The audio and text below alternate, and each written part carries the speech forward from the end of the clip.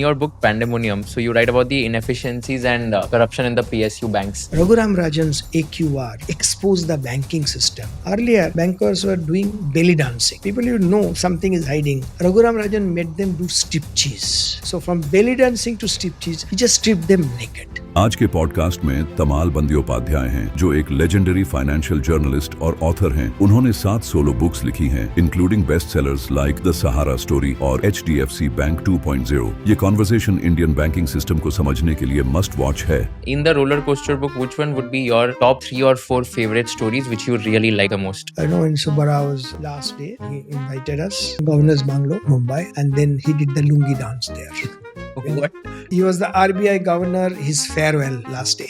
And the same story about Uday Kota. I don't know whether Mr. Kota would like me to say that, but... What do you think went wrong with Yes Bank and the founder Rana Kapoor? I remember that you had said somewhere he was all about I, me and myself. Essentially, all the credit decisions were taken in his house and the people were there just...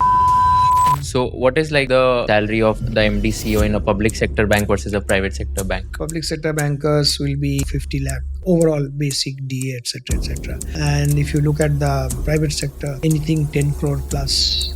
You'd also mentioned that tragic case of 500 public sector officers dying by suicide in the last decade. On the top, public sector bankers' salary is probably...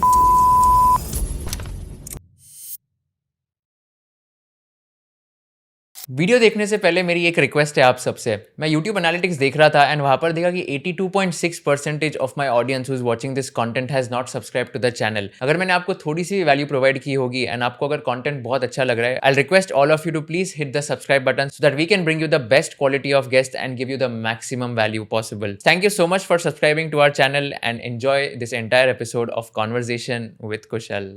You said that you're working on a project with Hansal Mehta where a book is converted. Yeah, that's a book. It's a book which I wrote more than a decade back. Sahara, the Untold story. That book now is being done into a OTT series for Sony LIV. Hansal Mehta is the director, and Applause Entertainment is the producer. Incidentally, it has a very interesting, looking back, it's interesting but painful history because Sahara had slapped a 200 crore defamation suit against me, and this is one of the probably the rarest case. Even before the book was published, the case was slapped on me. Before the book was published, I repeat, before the book was published.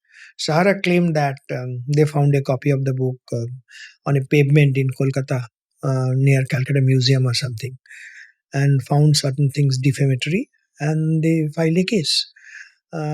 And because they found the book in Kolkata, they found the book, quote unquote, in Kolkata.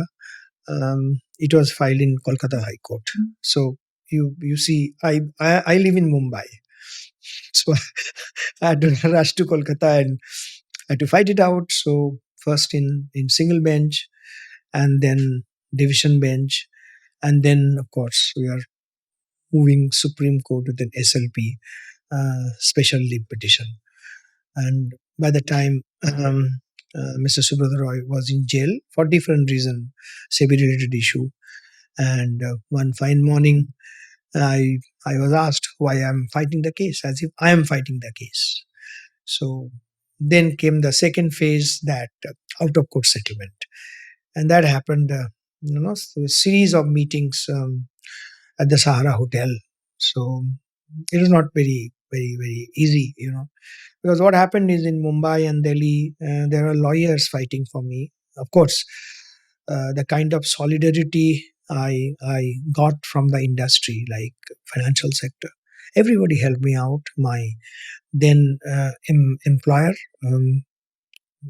told me that you don't have to work on a daily basis, you focus on this. So, and of course my family, so everybody helped me a lot. It's not easy, and but while I am discussing the nitty-gritty of what needs to be done to close it, I am alone. There's no legal help. Legal help, I could have it in Kolkata, I could have it in Delhi, but not in Mumbai. So yeah, A lot of things I can't say because I can't prove. So it's a looking back interesting time, but tough time. Ultimately, we all were on the same page, and we we signed a sort of agreement that which is called out of court settlement. Basis that out of court settlement. What was the basis? I had to carry a disclaimer given by Sahara authorities, Subrata Roy Sahara, that this book is rubbish, this book is full of defamatory content, etc., etc. And despite that, they are allowing me to go ahead with the book because they respect the journalist freedom. That's how this was sorted. And then, of course, we launched the book in Lucknow also. I was invited to Sahara Sahar by the Sahara Paribar and all. And that's history now. Incidentally, a book has been written not exclusively on my fight with Sahara, but a similar cases where a journalist and authors had to fight it out like that. So it's a combination of maybe a collection of 6 odd essays and all. It's called Suda Messenger. That's it. So it's a decade back, but looking back, interesting time. But those days, you can imagine, it's I tell you, it's pretty tough. You also had to remove some 50-60 words from the book. It's very interesting. It was not a guerrilla warfare that I was writing a book and without their knowledge. I did reach out to Subrata Roy, and he was kind enough to give me appointment. I spent time with him in Sahara Sahar. I did interview with him. That interview was carried. And even but one or two couple of things which was a little sensitive. When I asked him also within the interview, and he just laughed about it and all. But later I found that they had objections to that, apart from so many others. And the point is, if I decided to stick to them, then I would need to expose my sources, which as a responsible journalist and author, I would not like to do that. So rather, I'll remove that reference than exposing somebody in the public domain and all. And those, as I said, a few references would not actually have any impact on the main thesis or the theory of the book. So I chose to do that. I mean, whatever you call it, whether I should have done it or not, no, but that was my logic. And apart from this, I've also read other books of yours. I mean, one of the favorite ones is Roller Coaster, and this is like slightly different from your other books in the way that it is very light-hearted and it is very fun-loving as well. Yes. And there are like a lot of cool stories of a lot of bankers where they usually like follow certain principles and practices. In the Roller Coaster book, which one would be your top 3 or 4 favorite stories which you really liked the most? Well, there are a lot of interesting stories, and each of the stories actually illustrate a trait. Well, I mean, if you unless you stop me, I mean, I can go on for hours. But give me I'll just give you 2-3 examples. It's one of a public sector banker. This is the culture of public sector banker at that point of time. Now it's changing, right? So let's not think that this is any reflection on the current regime, because things is changing. But at that point of time, it's more than a decade old and all. So this public sector banker, and they were called chairman, not the MD and CEO, which is now. So he used to invite me for lunch once in a while. So being a Bengali, he would make sure that I get rasgulla and all. So I remember the first time I was invited for the lunch in his lunch room, the executive lunch room of the bank. So I was told by a PA that you go ahead, sir, you sit anywhere you want. Only thing is one chair with a white towel on it. That's sir's chair, chairman's chair. You don't sit on that, any other chair. I said, fine. I thought this white towel is a symbol of, it's a chairman's chair. But interesting, that has some other meaning for later. So then the food was served. Very good food. Food was actually prepared by the bank in its own kitchen. And of course, from outside, again, as I said, being a Bengali, mutton was arranged and mishti doi and rasgulla and all. And then this gentleman has a habit of eating green chilies, He was eating green chilies and he has a bald head and he was sweating. And then I found that one gentleman, sub staff or you call it a canteen staff, was standing behind this person and picking up the white towel and wiping up his bald head from the sweat because he was sweating. So eating green chili, sweating, and a helper to to clean the sweat. And with a lot of pride, this gentleman told me, "Look, he's a staffer here, and I pay him X amount of money. I meaning the bank. I don't allow him to do anything else. That's his sole job, wiping out the sweat from the chairman's bald pit." Okay, it's interesting, shows the culture and all. Uh, well, let me tell you one story of Uday Kotak. Two stories actually. That shows how one of those stories was when Uday Kotak did his bill discounting days. There's one paper was missing, and and that has a financial implication. So Mr. Kotak was on near the Chargegate station and around this on the DN road actually. In the morning, he started looking at every place, that small, whatever, call it dustbin where the things are being kept and all, to look for this particular paper. And I think he got the thing near fountain somewhere, on one of those garbage dump. He picked up the paper and he said, I got it. So that's Mr. Uday Kotak. And the same story about Uday Kotak, it's quite interesting. I don't know whether Mr. Kotak would like me to say that, but yeah, that's his IPO of the old Kotak entity and all. There was a investors conference in Pune and took a train. He didn't take he's a conjuice, very, very cost conscious. So he didn't take a train. He and other senior executives and with their families and all, they took a train. They got down at the Pune station. Even there was no car. So they took an auto and going to the 5-star hotel where the investors were waiting for that. And while he was nearing the hotel, it struck his mind that, look, I'm getting down from the auto. It will not send a good signal to the prospective investors. So what they did, he himself got down. He made others also get down and walked into the hotel. That's it. That's Mr. Uday Kotak. You call him conjuice, you call him cost conscious, and that's why he could build this bank. There are many such stories. Two of the stories, one I have seen it and one I have heard about it. I'll tell you, that's about central banking. Or three of them. Two of them I heard, and what I seen is this Subbarao. In Subbarao's last day, he invited us, sort of farewell and all. Governor's bungalow, Mumbai, had good fun and all. And then he did the lungi dance there. What? Lungi dance. Seriously? Yeah. Okay. And there's a music on, and trust you me, Subbarao was dancing.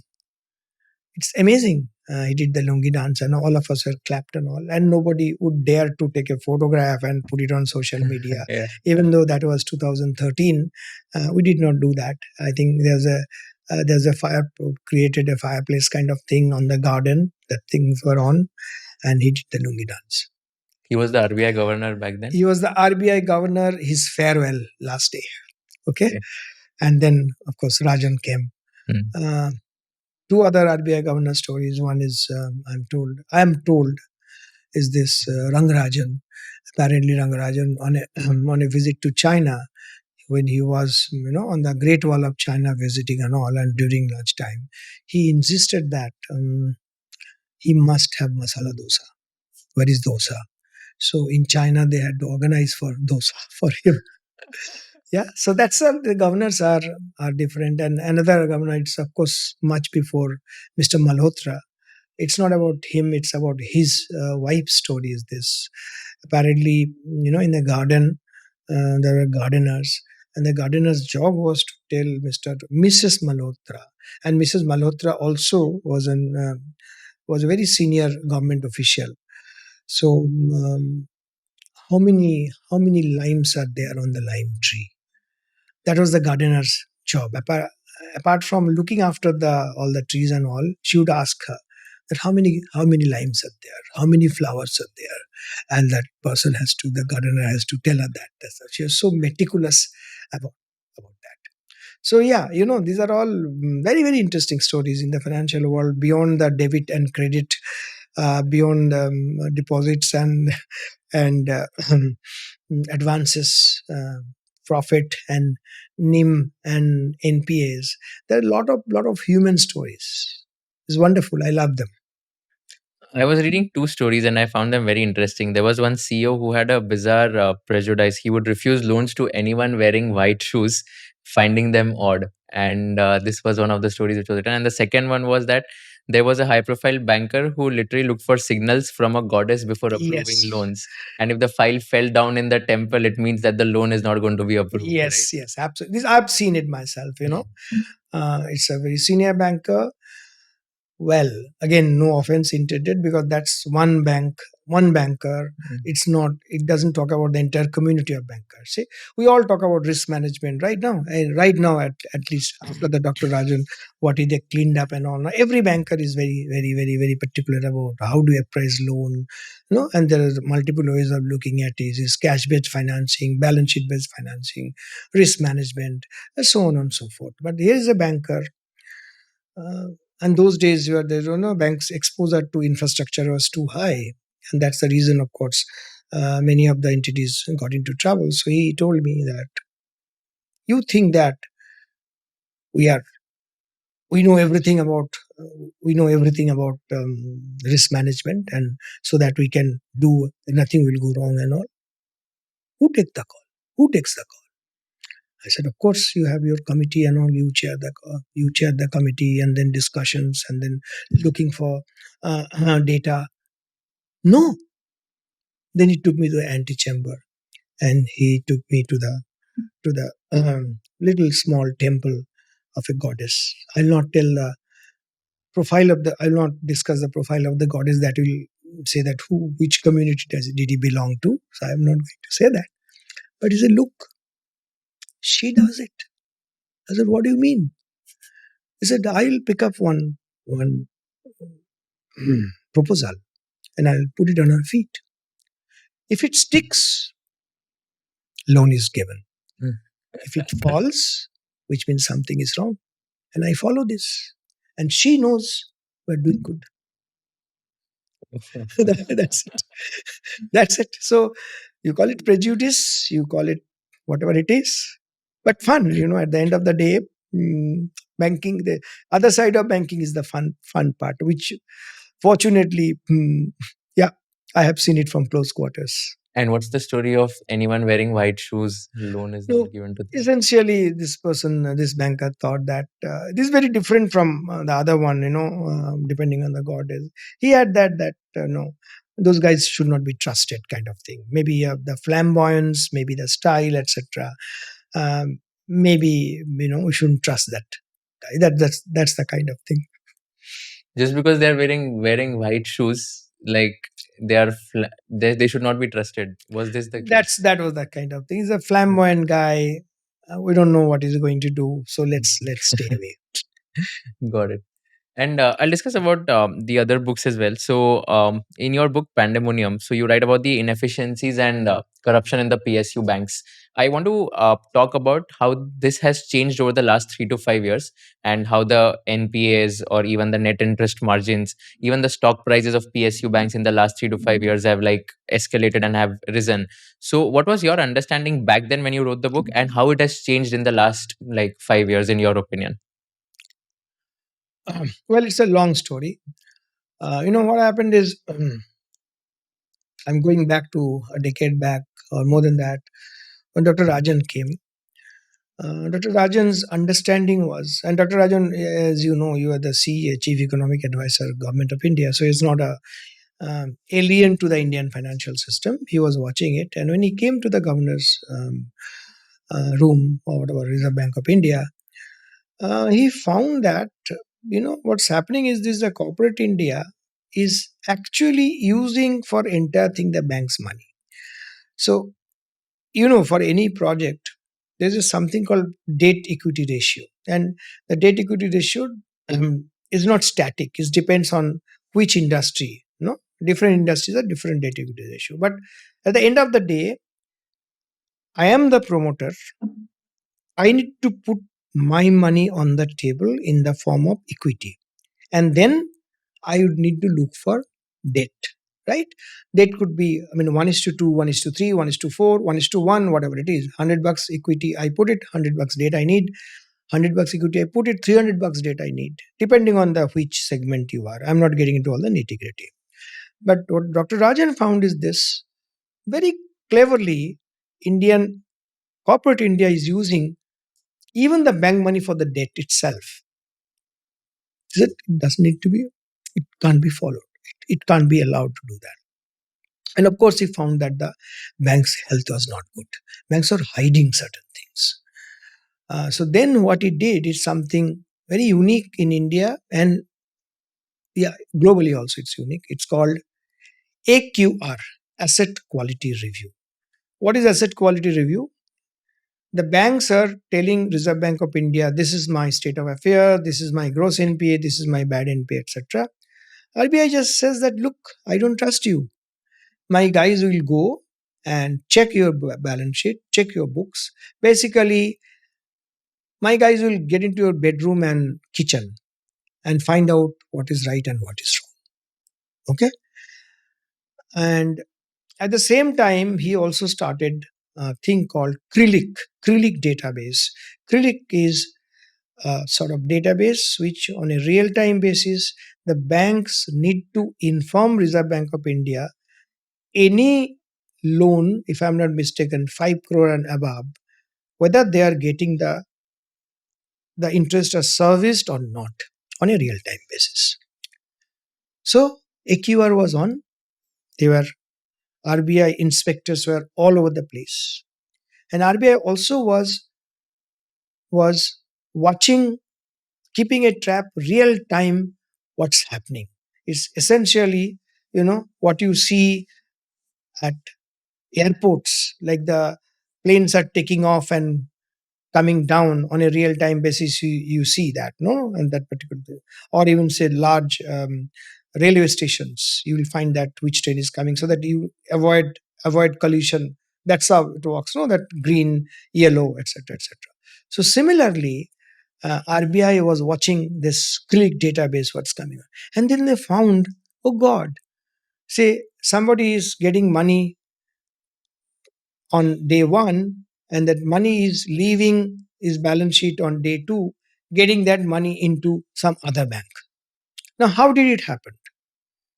Little technical, but let me explain to you. Typically, historically, we are all in Indian system is a syndicated loan, which means what?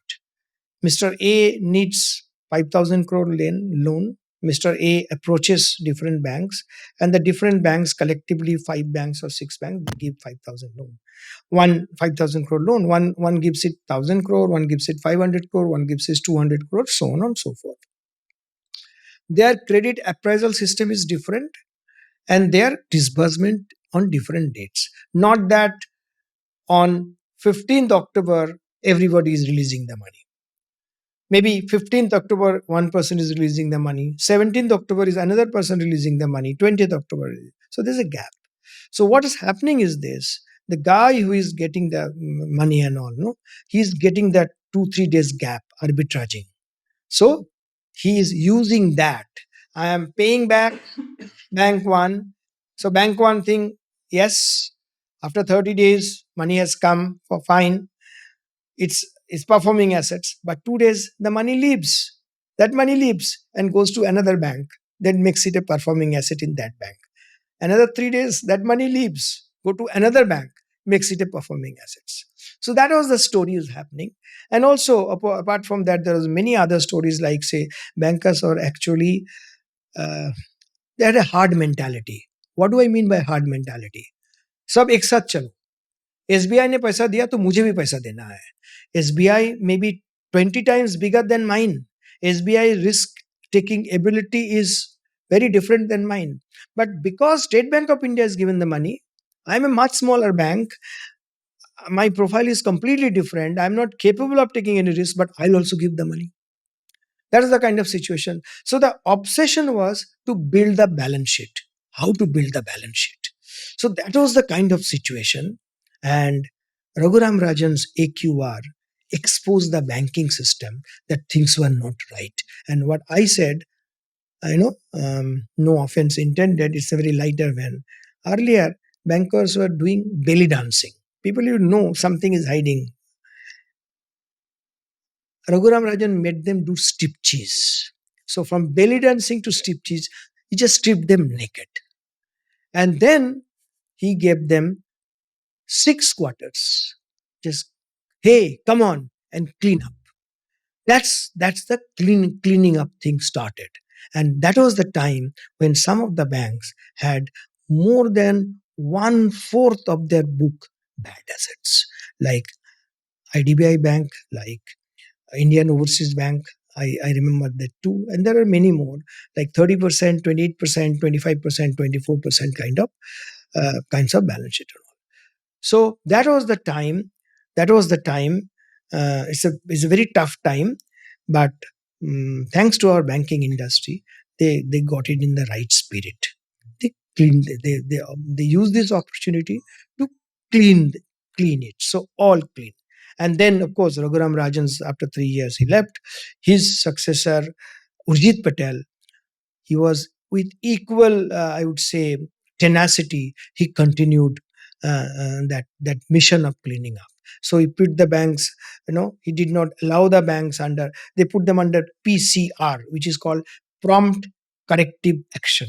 Essentially, well, you are a bank, you take money from depositors, but don't get into lending. You buy government bonds, which is very safe and all. So that PCR, I think, if I'm not mistaken, 10 or 11 banks were clamped under PCR. They were not allowed to make money.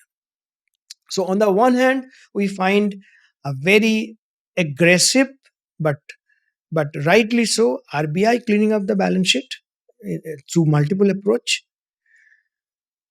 complemented by banks' willingness for soul searching and cleaning up things. And then Government of India came for the consolidation. All three things put together. As we speak now, the worst is behind, and you look at the bank's health, then the pink of health. I don't have the current numbers, but in the June quarter, I found, I think only 6 banks were there, 6 private sector bank, which has more than 1% NPA. Rest of them are all, a few banks were some 20 odd basis point. 2 of the bankers, public sector banks, were 20 odd basis point. Large banks like State Bank of India, HDFC, ICICI, Axis, Kotak, they're all 50 basis point or less than the NPA. So they are in the best of health, but it happened over a period of time. It has not happened just overnight. It's a combination of the government, Reserve Bank of India, and bank themselves. Their collective efforts. We are in the banking system as we speak is in the best of health. Their health is good, and they are all well capitalized also. And then both in terms of NPA or bad assets, they are minuscule and they are well capitalized. You'd also mentioned that tragic case of 500 public sector officers dying by suicide in the last decade. So is this also true? And has it happened? Of course, it's true. Of course, it's true. I mean, I don't write fabricated stuff. So what exactly had happened here? That's pressure. It's I mean, the context is different, but essentially, the culture is very different. It's it's a very there's no it's very difficult to actually tell you the a story which is right, because there are multiple layers. Look at the public sector banks versus private banks. On the top, public sector bankers' salary is probably 1/10 of his or her counterpart in the private sector. Why? Because the public sector banks' top ends are linked to the Government of India IAS, the secretary salary, and then additional secretary salary kind of thing, which is the top, and the say State Bank of India and LIC chairman, I think they get the secretary salary. The rest of them get additional secretary salary. But if you compare that with the private sector, they get at least 10 times more. That's a separate story. But if you look at the from the entry level to the mid up to mid senior level, public sector bankers are taken care of far better than the private banks. They earn more and their jobs also secured. But the culture of work is very different. Culture of work, the work pressure is very different. And then, what happens is this: I am not responsible for certain things. The decision is taken by maybe by boss and certain loan has gone wrong, but I have been identified as a culprit. So there are multiple, and then there are a lot of pressure because of the again, the transfer thing. You don't know. If you look at the public sector banks children, they will tell you the story. They are never in a school for more than 2 years. They could not get any friends in school and colleges because the papa is always on the move and all. And those are the kind of societal issues, their family effects and all. But most importantly, in the branch, certain things happen which many of them can't take it, which is about certain credit appraisal, certain loans going wrong, uh, certain targets being missed. So not everybody can take the pressure, and that's the unfortunate part.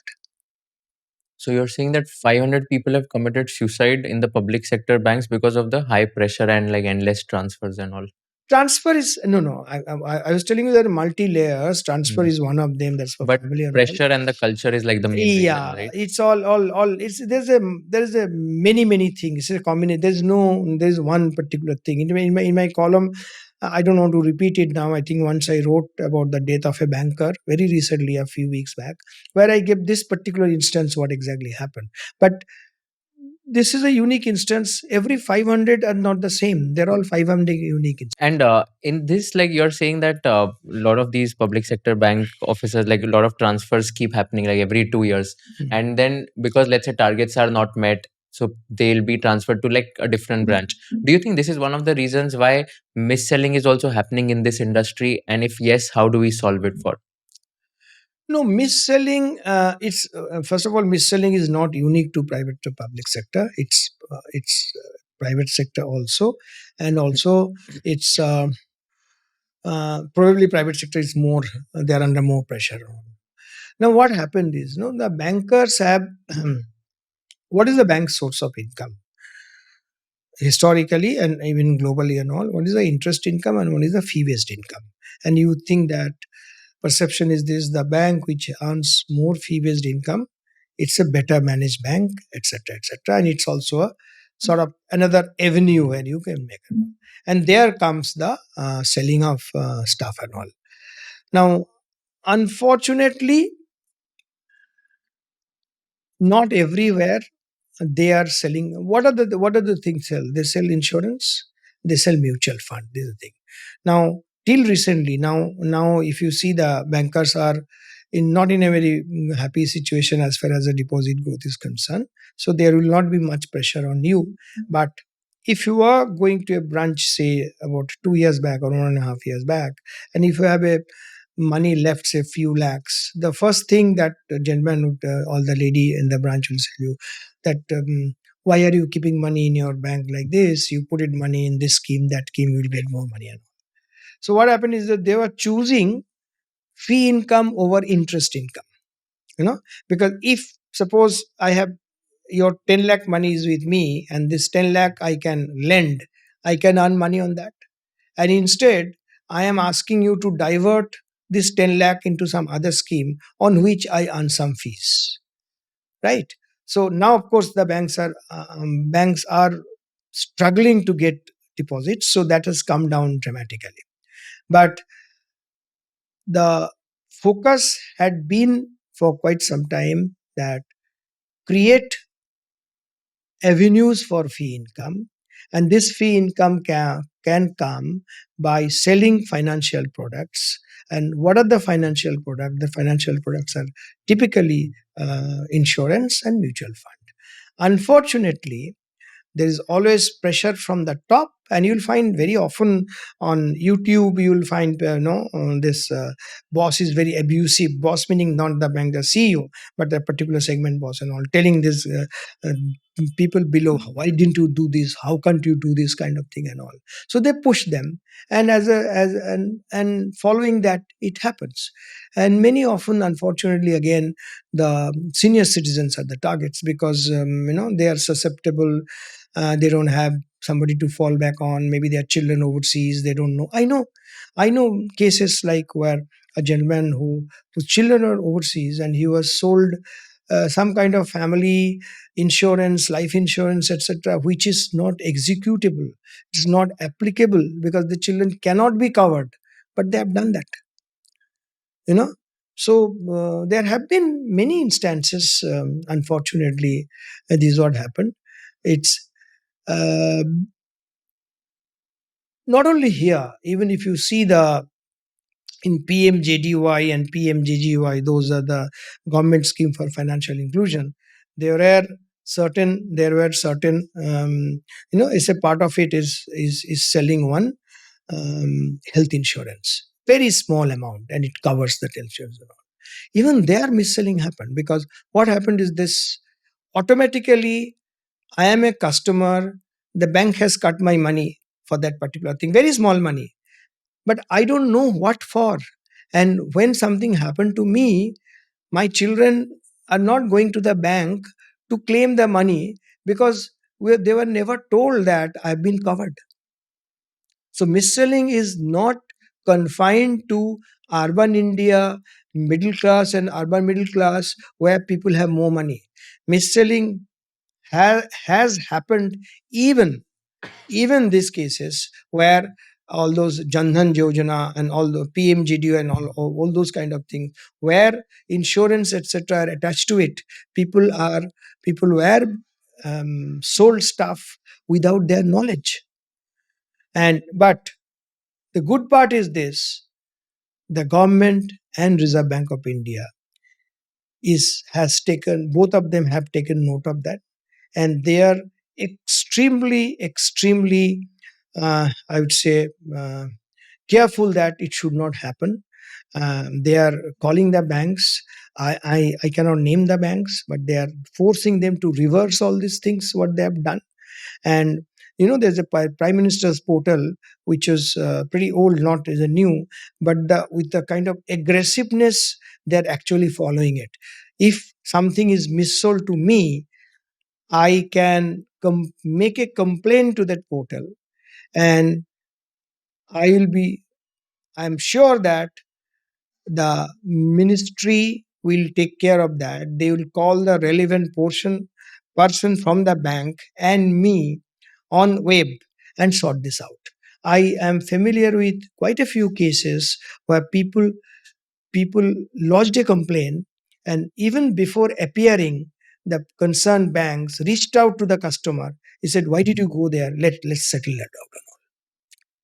And also, right now, as we speak, the various departments of governments are being graded how they are taking care of their customers, like the customers complaints, how they are tackling that, and basis that they are giving the gradation.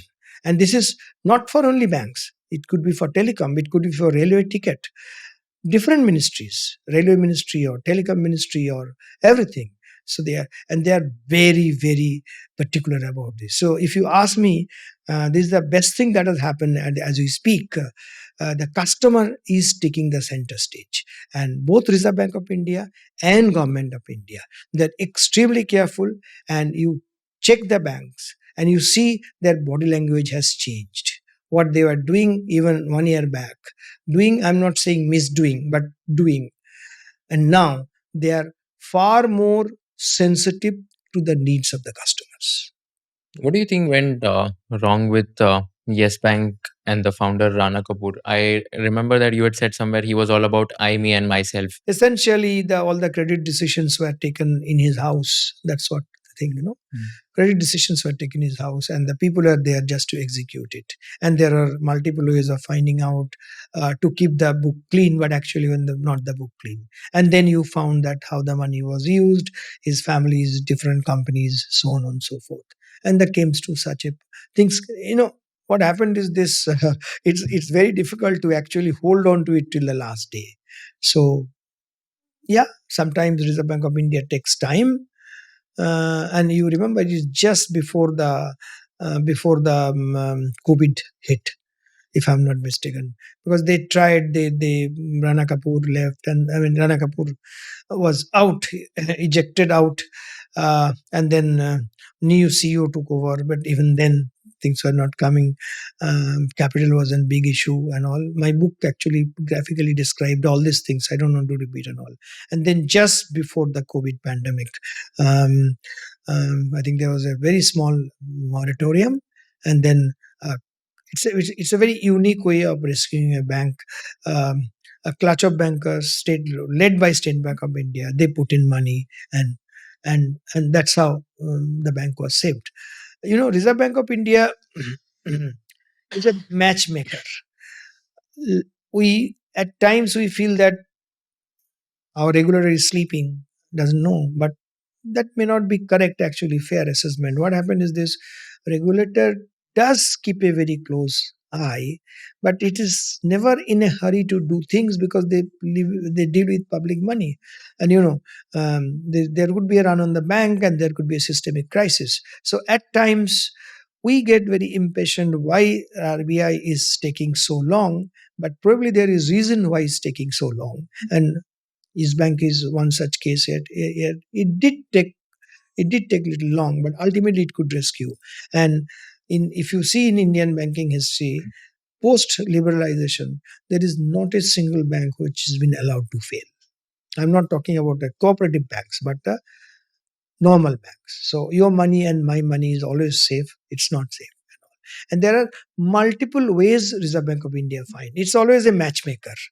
Sometimes it finds one bank to take over another bank. Sometimes it does something else.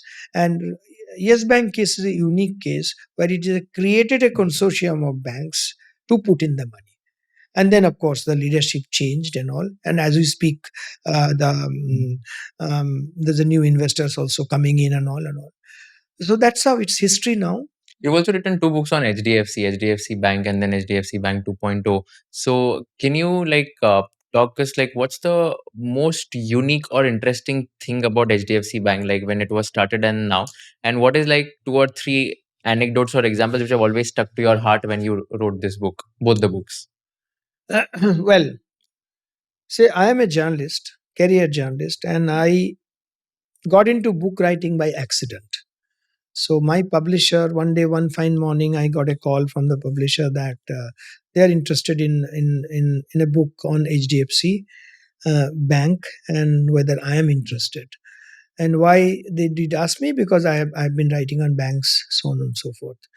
And why should we write on HDFC Bank? In fact, there have been some tweets in social media checking how many millions I made from writing the book. yeah. So let me use this opportunity. A few cup of tea and probably some kachori once in a while. Samosa and kachori once in a while. Beyond that, I got my royalty from the book, but beyond that, I did not get anything from HDFC. And it was not a sponsored book by HDFC. I got excited because HDFC is a sort of child of economic liberalization. And which is why when I reached out to the finance minister at that point of time, I think the person made an exception and came to launch the book. Because again, it was a child of economic liberalization. When India decided to open up the banking sector, 1994, HDFC is one of them. Now, my excitement to do the HDFC Bank book is to do that. And I did not want to do a case study. I want to do a story, which is why Dr. Reddy, who wrote the foreword to the book, RBI Governor Dr. Reddy, said that Tamal has created a new style of writing a book, basically storytelling. And fortunately for me, no question asked, HDFC and HDFC Bank, they opened their archives and they opened their people to talk to me and all. And it was left it to me what I write. Right now, what was important is, I'm repeating, it's a child of economic liberalization. That's one part of it. Second is, this is what a bank built by entrepreneurs. It's very different. Like in some sense, it is like Infosys. The business model. Like they got people. They're all highly paid people from different uh, foreign banks, etc. And Aditya Puri approached them and tell them, look, you first, Deepak Parekh approached Aditya Puri and got hold of Aditya Puri and told Aditya that, Aditya, you did a lot of things. Now you come back and do a bank, and you have the freedom to do a bank. So then Aditya Puri he came as an entrepreneur. He was doing his bank. And then he reached out to people. I call them dirty dozen, something, a dozen people from different banks and all. And took time to convince them, look, you come, because he could not afford the salary. He could not afford the kind of houses and car they were having in the foreign bank. But they said, look, you will get the stock options. And if the bank is a success, then you make money. He started with a salary of 1 lakh a month plus 20,000 Correct. So much less than what he was getting. He came from Malaysia and all. And everybody else, all the guys and foreign bankers and all, they settled for much less money. He took time. He had to convince their wives, their children that, look, I'm telling you, like, you don't have to stay, won't have to stay in a rented place of the bank. You'll be your own house. So here, a bunch of entrepreneurs actually created the bank. That's the very, very critical part of it. And onus is on them to make it a success, because if it's not a success, they will also fail in their career. And they made it a point as a success, and they are all multimillionaires because of that. We can always get envious, oh God, how much money they're making, but they earned it, which is something unique in Indian banking industry. As I said, it's like a Infosys model. You come, you build a bank, and you are part of it. You are an owner. So you are not an employee, you are an owner. That's the key thing. Unfortunately, that doesn't happen always. Okay. Other part is this, very interesting part is this. Aditya Puri, again, probably the first person, and then of course others also follow that, found that banking is a business of liability. It's not assets. So on the balance sheet, you have on the left-hand side liability, which is the deposits, on the right-hand side assets. Everybody talks about high NIM, net interest margin, so that I'm giving money at a high rates and etc. etc. I'm earning a lot of interest income and all kind of things and all. But Puri is the first person who understood, look, right-hand side is given. There will be always taker for your money. But how do you get money and cheap money? That's the part of it. So what did HDFC do at that point of time? They, first of all, what we call it, everybody now talks about, everybody and his aunt calls about CASA, CASA, which is current and savings account. The term actually coined by HDFC Bank. CASA is the low cost deposit. What is CA? Current account. What is SA? Savings account. So the more current and savings account you have, the less your cost of fund. And on top of that, what he did is this, what you call it typically float money. Wherever the money is floating, for which you don't have to pay any interest, he was attacking that and getting that. So he was tying up with BSC, he was tying up with NSC, he was tying up with corporates, etc., etc. Wherever there's a flow of money, like for instance, now I am applying for an IPO. There are SEBI has done a lot of things. The money will be blocked within 2 or 3 days. The money will be released, so on and so forth. But talk about 90s. You will applying for an IPO. It took weeks and months to get your money back and all. So that money will be lying with HDFC, on which he is not paying any interest. Or similarly, the corporates, giving dividend. Now X is giving dividend, within 24 hours you are getting the dividend. But those days were 7 days, 10 days dividend. Dividend is passed through banks, and the banks keep the money. Again, this is the float money on which you are not paying any interest. So in sum, if you can keep your left hand side very low cost, then what you can do, you can have on the right hand side the best of borrowers. And best of borrowers only you can have triple rated borrower who will not pay you too much of interest rate, but still you will earn lot of NIM because your cost of money is low. You understand what I mean? If your cost of money is say 5%, you can get a 8% triple rated thing and your 3% NIM is there.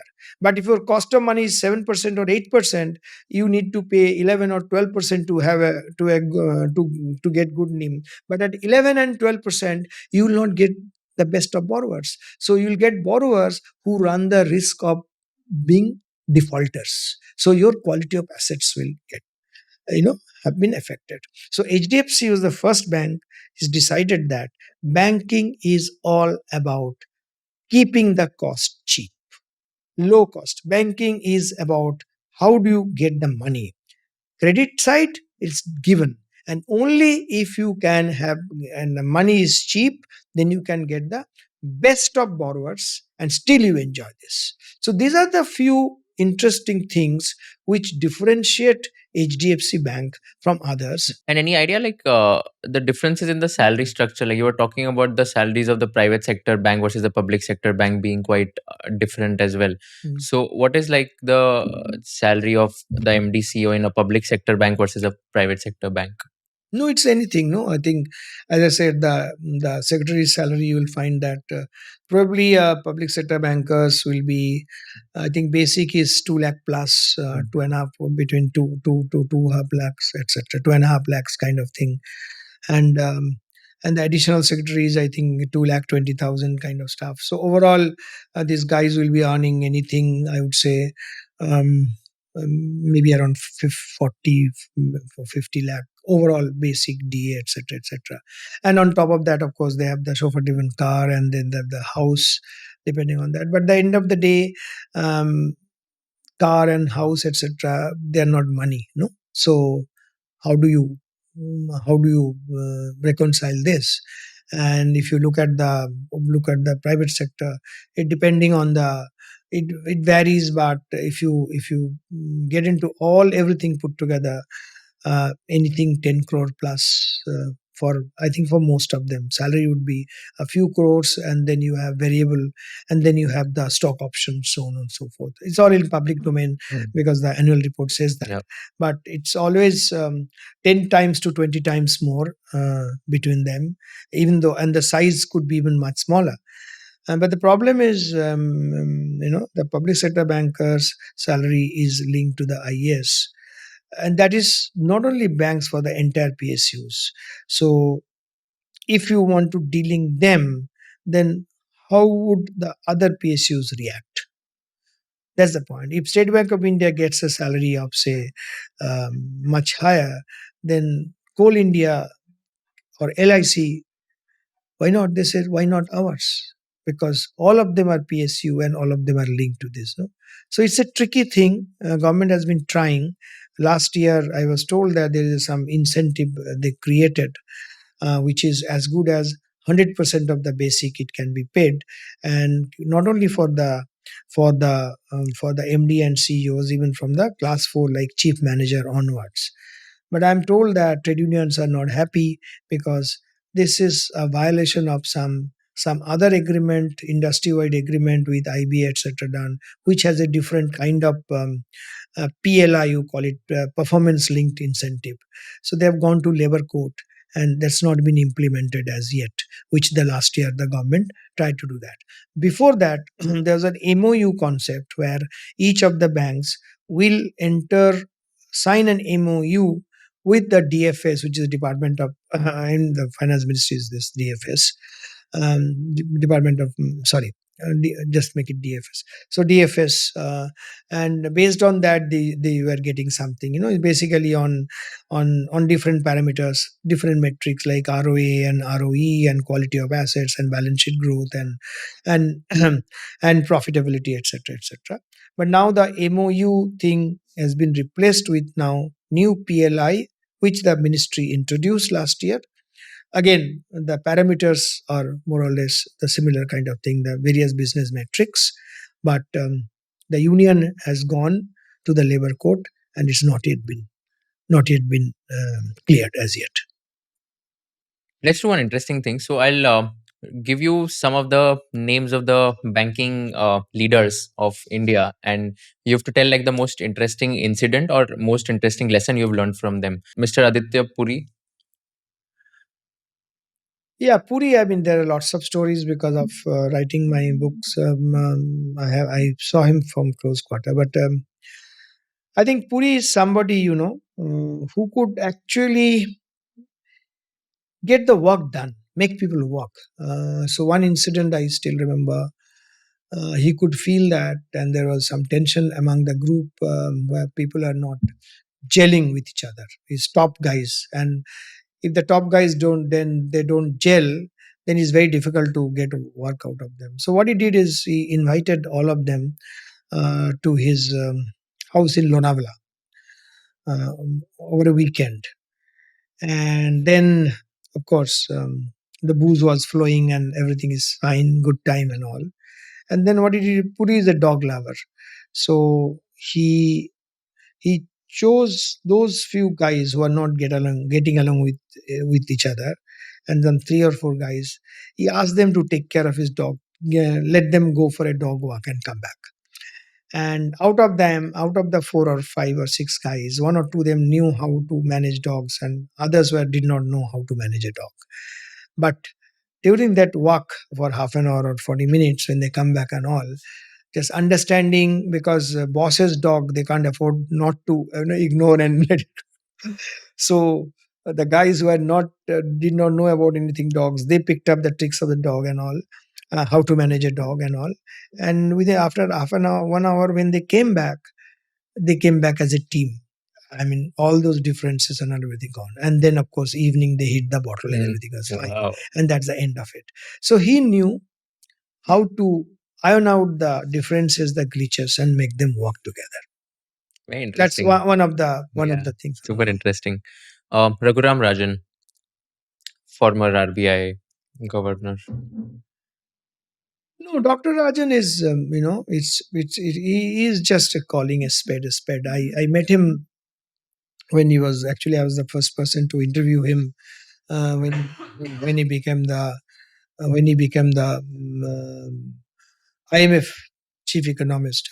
Still remember on a Ganesh Chaturthi day in one of the hotels in Mumbai, I met him and all. And after that, of course, when he was a governor and all, he was very frank. He was never political in his statement. He was never diplomatic in his statement, and that's also probably one of the reasons where he was also much misunderstood, probably. And also probably something happened is this: he was over frank, and certain comments he made that he could have avoided. I'm not getting into any value judgment, but he is a no nonsense, no frill, calling a spade kind of person. V. Vaidyanathan. Oh, Vaidya is a uh, very interesting guy, and if you do not know, he's a good singer. Oh. He's a pretty good singer. You just give him his guitar and he will sing. So yeah, he's a self-made. He's an entrepreneur banker, and he is apart from banking and of course tech savvy and all. I would not call him as a great singer, but the fact is this: he sings and he loves singing. That's interesting. And Dr. Reddy. Yeah, Dr. Reddy, I call him Dr. Reddy Garu. He is a very interesting character. I must tell you one small story about Dr. Reddy. Is of course, by the time he was not governor, he left and all. And there are many stories about when he was a governor, but I invited him for a function somewhere to give a keynote address in months before, and he was in US, so he committed that he would come. That's fine. So, but a few months before, or few weeks before rather, he told me that, Tamal, unfortunately, I would not like to come I can recommend somebody, you can get. Why do you want to? I said, sir, why do you not want to come? Tell me what happened. He said, no, my plan was I will come on my own back. But now that plan is not there. I have to stay back in US. I said, so what? You can come. He said, no, but then in that case, you have to buy the ticket. And if from US business class ticket, so much money, why do you spend on me? I don't want that. I thought I would come on my own. You don't have to pay the ticket, and that's how it will work. And because now you have to pay the ticket, I don't want you to spend the money. That's Dr. Reddy. The story did not end here. So somehow I convinced him. Then he said, okay, fine. I said, sir, please don't say this. Then he would come from Hyderabad, right? And this place is some other place. So he said, okay, from Hyderabad I'm coming, but you do not buy business class ticket from Hyderabad. Imagine, RBI Governor saying this, because you have already spent money. I want economic class ticket from Hyderabad. He came. Story did not end here. Then in the evening, he gave the whatever this thing and all. And Dr. Reddy is a big believer or fond of black label whiskey. So I kept a bottle of black label in the room on his table. Once the program is over, I said, sir, let's go and all. He said, come, we'll have a drink together. He did not see the bottle. He came, he saw the bottle, and then he said, where is the bottle from? I said, sir, what for? I said, sir, you like this thing and all? Then he got me into inside, opened his box, 2 small black label bottles. He said, I carry my own stuff. My wife has kept it for me.